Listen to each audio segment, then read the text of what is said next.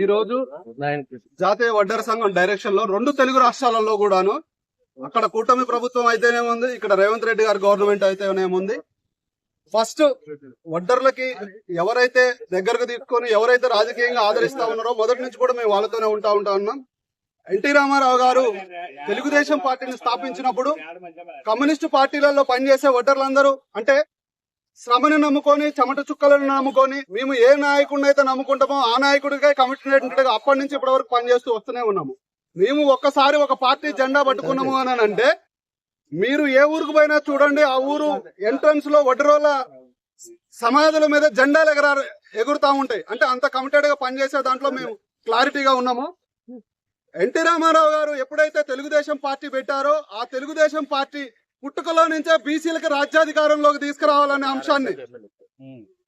అంశాన్ని తీసుకొని బీసీలందరినీ కూడా తెల్ల చొక్కాలు వేసుకోవడంతో గ్రామ పంచాయతీ కార్యాలయాలలో గ్రామ పంచాయతీ సర్పంచులుగా కాలు మీద కాలు వేసుకునేటటువంటి చరిష్మాని తీసుకొచ్చినటువంటి పార్టీ తెలుగుదేశం పార్టీ.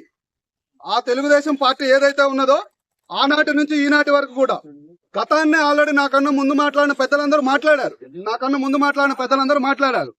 మొన్న 2 రాష్ట్రాలు విడిపోయిన తర్వాత అటు ఆంధ్రప్రదేశ్ ఇటు తెలంగాణ, ఈ తెలంగాణ రాష్ట్రంలో 15% ఉన్నటువంటి రిజర్వేషన్ ఏదైతే ఉన్నదో దాన్ని కేసీఆర్ తుంగలో దొక్కేసేసి 15% ఉన్న రిజర్వేషన్ ని 12% చంపేసి 3% మాత్రమే పెట్టాడు.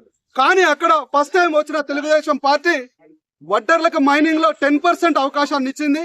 అదేవిధంగా స్వాతంత్ర సమరయోధుడైనటువంటి వడ్డే ఓబన్నని జాతీయ నాయకుడిగా స్వాతంత్ర సమరయోధుడిగా ప్రకటించి అమరావతిలోనే అసెంబ్లీలోనే వడ్డే ఓబన్న జయంతి వేడుకలని గవర్నమెంట్ పరంగా ప్రభుత్వం ఉత్తర్వులు జారీ చేసి దాన్ని అమలు పరిచింది.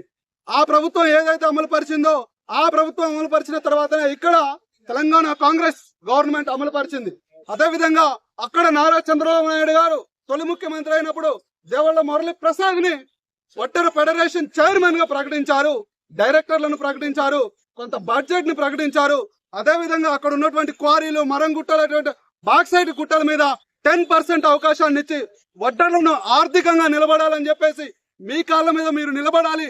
రేపు తెలుగుదేశం పార్టీ ఒక ఎమ్మెల్యే టికెటో ఒక ఎంపీ టికెటో ఇస్తే మీరే ఆర్థికంగా నిలబడి అక్కడ ఉన్న రాజకీయాల్ని శాసించాలని చెప్పేసి ఆర్థికంగా ముందుకు తీసుకుపోయే దాంట్లో తెలుగుదేశం పార్టీ ప్రముఖ స్థానంలో నిలబడటమే కాదు, అక్కడ ఎమ్మెల్యేకి పోటీ చేయాల్సిన సందర్భాలు వచ్చినప్పుడు అది కూటమి ప్రభుత్వం కనుక 3 పార్టీల సమన్వయంతో ముందుకు పోతుంది కనుక ఈ వడ్డెర సమాజం ఏదైతే ఉన్నదో మీరు తెలుగుదేశం పార్టీకి చేసినటువంటి సేవని మేము మనసులో పెట్టుకుంటాము.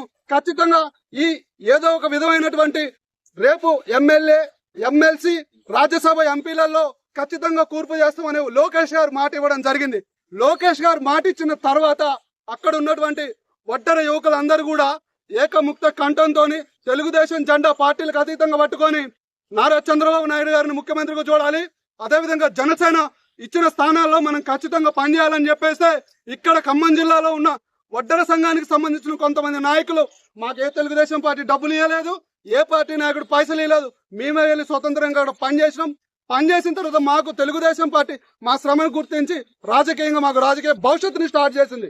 అంటే అక్కడ ఏ విధంగా స్టార్ట్ చేసిందో ఇక్కడ కూడా అక్కడ ఇచ్చినటువంటి ఏదైతే ఫెడరేషన్ చైర్మన్ ఉన్నదో దాన్నే బేస్ చేసుకొని ఇక్కడ కాంగ్రెస్ పార్టీ ఇచ్చింది. అంటే మనము రాష్ట్రాలు వేరైనా తెలుగు వారిగా ఒకటే, మన రాష్ట్రాలు వేరైనా మన తెలుగు జాతి ఒకటే. అదేవిధంగా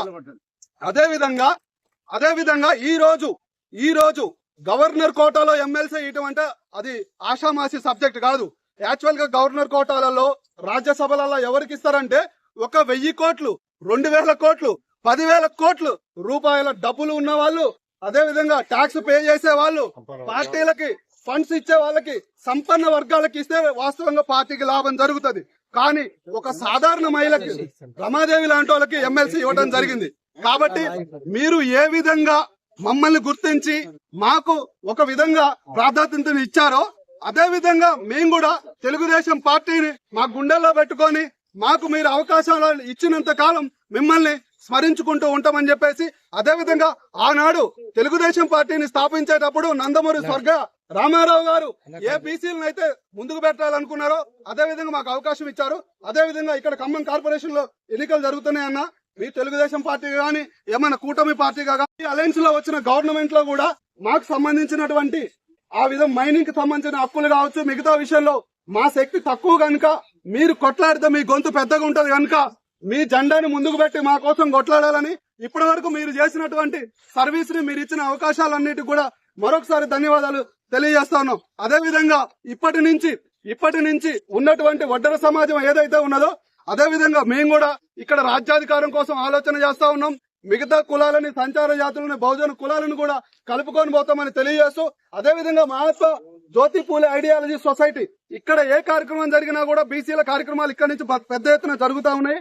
అదే విధంగా మాకు వచ్చినటువంటి సహకరించిన పెద్దలందరినీ గౌరవిస్తూ ఇక్కడ ఫౌండర్ వడ్డెర సంఘం ఫౌండర్ అధ్యక్షులు ఎవరైతే ఉన్నారో బ్రహ్మం గారు, ఈ బ్రహ్మం గారు ఒక శిఖరం మా జాతికి సంబంధించినటువంటి వరకు ఇక్కడ అన్ని జాతులకి రాజకీయ న్యాయం జరిగింది. వడ్డెర జాతి మాత్రమే రాజకీయ సమాధి చేయబడింది. కాబట్టి ఇకనైనా వడ్డెర జాతి గురించి ఏ రాజకీయ పార్టీ గొంతెత్తి మాట్లాడుతుందో, ఏ రాజకీయ పార్టీ మనస్ఫూర్తిగా దగ్గరకు తీసుకుంటుందో వాళ్ళ కోసం మేము ఖచ్చితంగా పనిచేస్తామని, అదే విధంగా ఈ రోజు నుంచి బ్రహ్మం గారి నాయకత్వంలో జాతీయ వడ్డెర సంఘం పీట్ల శ్రీధర్ అన్న శివకుమార్ అన్న డైరెక్షన్ లో మేము పనిచేస్తా ఉన్నాం. అదే విధంగా ఇక్కడున్న రాజకీయ పార్టీలన్నీ కూడా రేపు రాజకీయ ప్రత్యామ్నాయంగా ఎదిగే అవకాశాలు ఇచ్చే వాళ్ళకి మాత్రమే మేము పనిచేస్తామని తెలియజేస్తూ ఈ అవకాశం ఇచ్చిన వాళ్ళందరూ కూడా ధన్యవాదాలు తెలియజేస్తాను మిత్రులారా.